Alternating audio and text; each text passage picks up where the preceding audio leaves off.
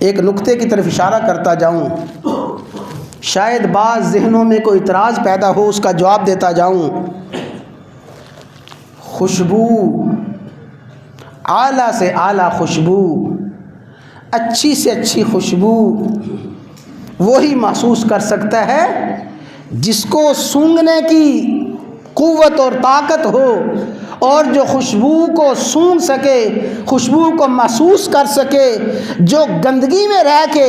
ہر وقت غلاظت میں رہ کے اور ہر وقت نجاست میں رہ کے اپنے آپ کو غلاظت کا، نجاست کا اتنا عادی بنا لیتا ہے، اتنا عادی بنا لیتا ہے، اس کے سامنے اعلیٰ سے اعلیٰ خوشبو آ جائے، وہ اعلیٰ سے اعلیٰ خوشبو کو برداشت نہیں کرتا، غلاظت کو برداشت کرتا ہے۔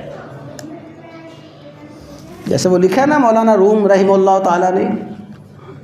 کہ ایک بھنگی ہر وقت نجاست اور غلاظت اور گندگی میں زندگی گزارنے والا کسی عطار کی دکان سے گزرا،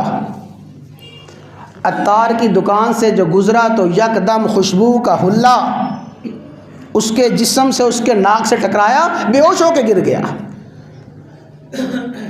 لوگ بھاگے، کوئی اس کو دبا رہا ہے، فلاں نسخہ لاؤ، فلاں دوائی لاؤ۔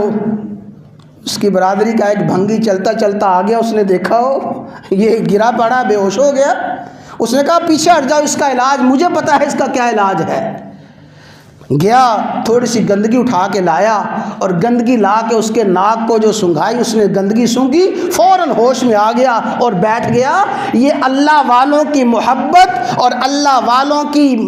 عقیدت انہی کے دلوں میں ہوتی ہے جن کے دلوں میں اللہ کی محبت کا کوئی بیج، اللہ کی محبت کا کوئی ذرہ ہوتا ہے، وہی اللہ کے محبوب سے محبت کرنے والا ہوتا ہے۔ ہر کوئی خوشبو کو محسوس نہیں کرتا اور ہر کوئی اللہ کے محبوب کی محبت کو محسوس نہیں کر سکتا۔